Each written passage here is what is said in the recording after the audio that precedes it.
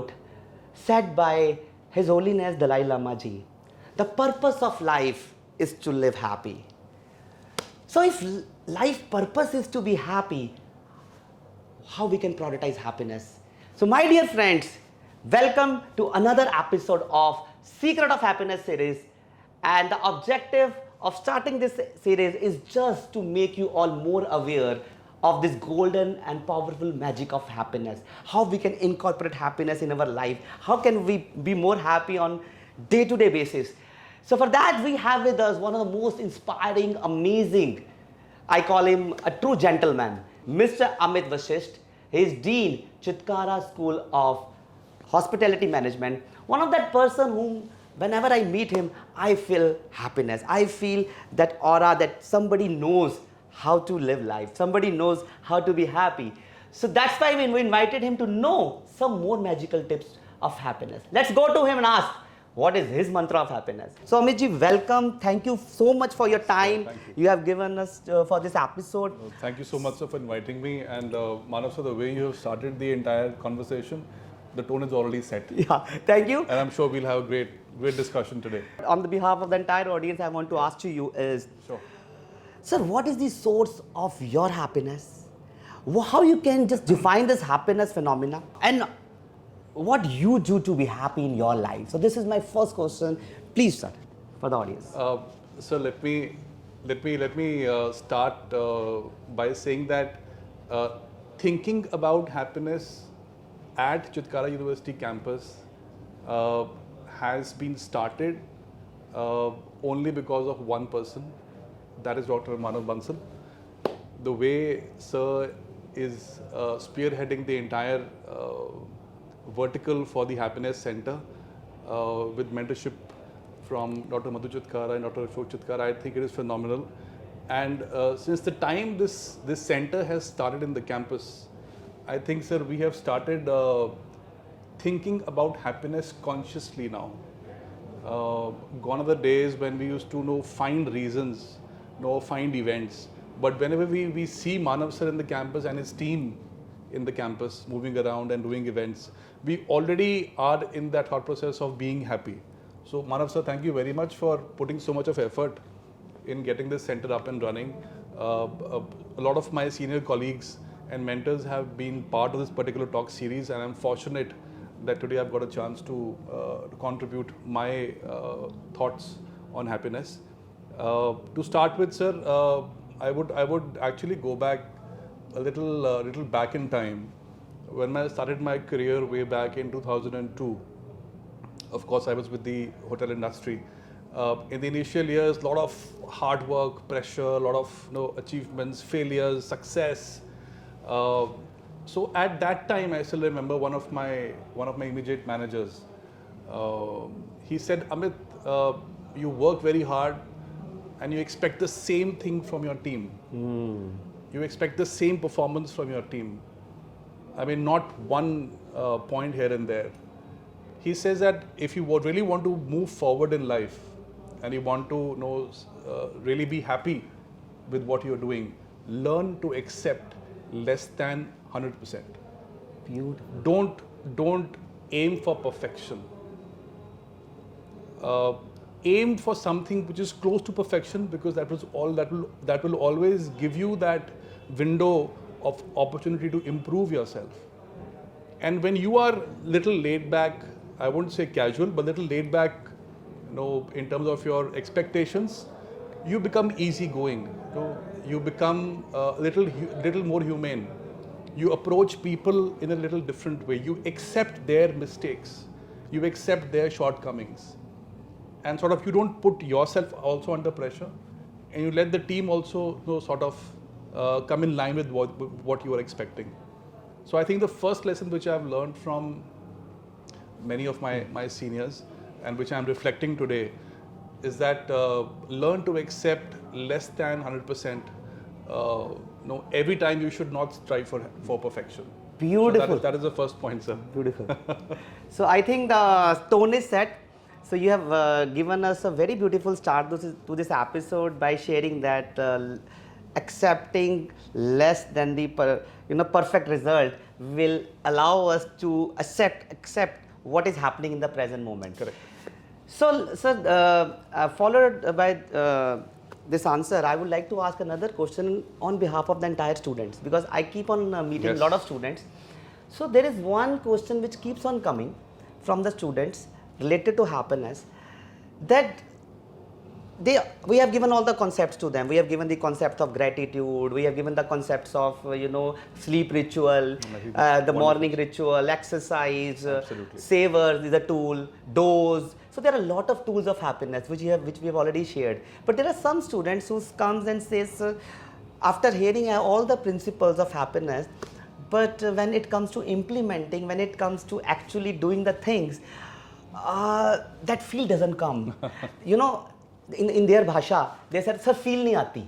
अब वो फील नहीं आती और वो कभी कभी they just want to be in their comfort zone, maybe lazing around, scrolling the social media, and later on then realize, I'm not feeling that energy inside to do anything which you have said. Maybe exercise they don't want to do. So they don't get that fire inside to implement what we can do to be happy. So we all know the principles of happiness, but how to find that energy, how to create that fire within to be happy and to implement the concept? That's my second question to you. Manav sir, I think the answer is already in the question which sir has asked. and I agree with you, sir. Channelizing the energy of this generation, people who are Gen Zs right now, who are in their 19s and 20s and 21 years of age, fresh out of school, coming into a university campus like this, seeing such a vibrant atmosphere, getting everything ready on the platter, right from their education to their job placements, everything is available, with a wonderful team at Chitkara University. So to igniting that happiness quotient, I think it's the most toughest thing that probably we can deal with. And what comes to my mind is that when we were young, sir, you and me, I'm sure we are young right now also, but when we were in our prime days, I think getting involved in a physical activity, in a sport, I think can really change the entire dynamics. When your body is exhausted, when your mind is exhausted, when you are sweating out, when you are walking, maybe 5 kilometers a day, maybe you are jogging, or maybe you are playing a particular sport with passion, that actually energizes your thought process. Beautiful. It makes you happy. It makes you to look up to something next. But when we are sitting down, lazing around on the laptop, maybe on the phone, we are scrolling reels, we are on our mobile phones all day, it actually blocks our thought process. Beautiful. I think sir was discussing today morning only about a book that he is reading, and in that the digital connectivity is actually draining us a lot. And I think sir is planning a program around that particular book, and we look forward to that, sir. So I would like to add one thing, like sir has just shared. It is known as cheap dopamine. Like whatever we do by by scrolling the social media, wherever there is less effort, and we think that by watching something I will be happy, or by going for that quick shopping I will be happy, or by eating that fast food I will be happy. It is all cheap dopamine. And dopamine concept says once you put your hard work, like for example we are preparing for some project, or we are doing some exercising and we are putting the hard work, and then we are feeling happy. That is the actual dopamine hit. And sir, I just want to share one more thing, like our ancestors, when they go for hunting, that is why, because they were putting a lot of hard work, they were going out hard working for their food, and they are going in groups, so that social connection was also there. They are going out in nature. So that was the reason they were more happy than us. But now all those channels are broken. So very nicely sir has shared exercise. So guys, this is the second thing. Coming to the last two questions. So the third thing I would like to ask is your personal mantra of happiness, your personal thing. Like what is your aura secret? Because I have watched you for so many years, and I have never seen you in your office like this. You're always like this, smiling. Hi Manav, how are you?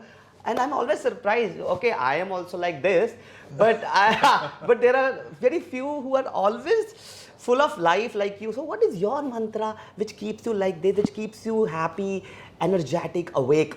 So what is your mantra? So I think the perfect example of a lively person in the campus, if anybody has to be there, has to be Manav sir, because the energy that he has, I think nobody possesses.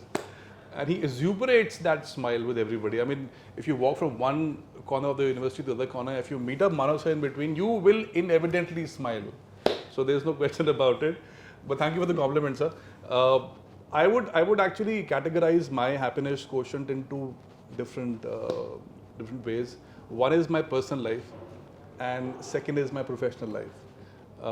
We devote more than 10 hours at work, and maybe 6 hours we sleep, and the balance time is there with the family. So two parts of ourselves are contributing to different things. I'll talk about the personal life first. I have a wonderful family, parents, wife, both kids. I think spending time with them, and most importantly, switching off that mobile phone. Beautiful. Beautiful. And connecting with them, asking them just a simple question: how was your day? Beautiful. What did you do today? What happened in class? Lovely. Asking my wife how was her day, Lovely. and she asks me back how was my day. Beautiful. But condition is the phone has to be switched off. The connect has to be there. You look into each other's eyes, maybe have a cup of tea or a coffee in your hand in the evening, and talk for half an hour. I think that rewinds you totally. Second part of the personal life is, of course, parents. So taking care of elderly people, taking care of your family, taking care of their needs, their physical needs, taking care of their mental needs, taking care of their happiness. Beautiful. When you enter the house in the evening, of course, you have the baggage from office. Right? You have a lot of things going in your mind. But when you enter, and if you have a smile on your face, that is the only thing your parents want to see. Beautiful. That is the only thing your kids want to see. Lovely. That is the only thing your wife wants to see. That's it. Beautiful. They are least bothered as to what battles have you won in the campus. Nobody wants to know all that stuff. So I think once you reach the personal chapter of your life and you go back home, you've got to sort of learn to disconnect professionally and be with your family. I think that makes me happy, sir.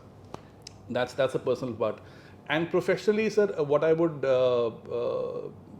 tell you is that throughout these years with the university, the one thing which I've learned from many of my seniors is to maintain a to-do list. So a to-do list basically prioritizes my work.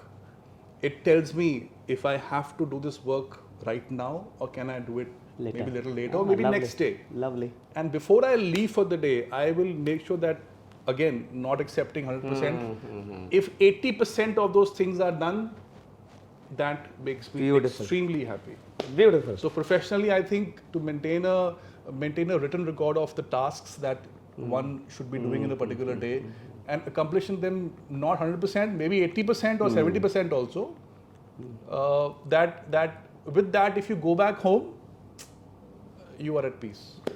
Beautiful. And I think you have answered my fourth question also in Really? this answer only, because my question was how to balance, but you have answered that also. So thank you so much, sir. I think in this small episode we have shared so much, and you have given us a new clarity of happiness.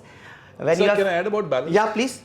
Okay. So can you ask the question? once Question again, was, please? sir, after all this understanding, how to create a good balance between our personal and professional life. You have spoken about that only.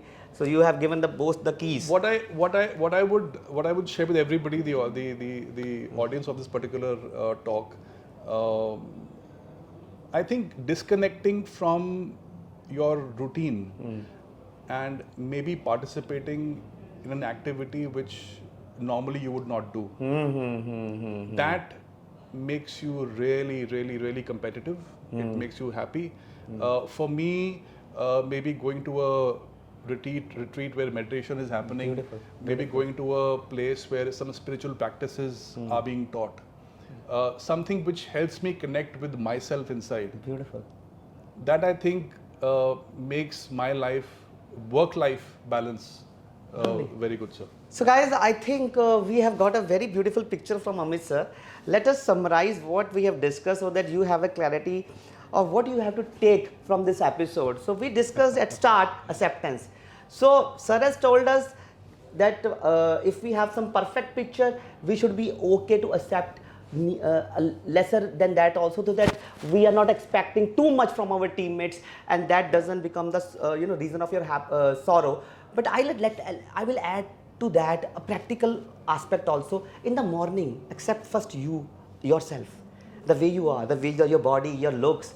Because sometimes we even question our own looks, our own structure of the body, our own mindset. Yes, we can change our mindset, but the things we can't change, let us accept that in the morning. Accept whatever is gifted by God. So that is the first thing he reminds us. Second is exercise, he reminds us. I think beautifully he said, and I really endorse that you all who are watching this from today, start exercising, start sweating out, and you will see the magical difference. Absolutely. And the third thing is beautifully given, one tip in the personal life, one in the professional life. Personal life, spend more time with your loved ones, and professionally he has discussed the to-do list, prioritize what you want to do. So guys, I think we have got a very beautiful picture in front of us, how we can implement happiness. And thanks for watching our episode, and thanks Amit sir for being with us and reminding us that we can be happy. And it is so. I think just recently Dr. Madan Kataria, he's a world laughter guru. He was also here, and he gave us very powerful mantra to be happy.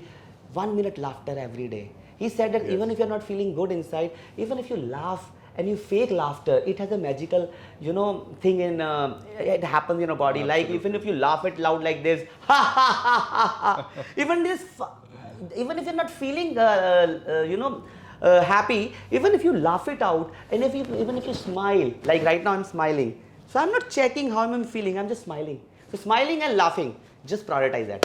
So thank you, and we'll keep coming with more such episodes. Thank you for watching. Thank you for giving all your love and support to us and making this happiness mission a beautiful one.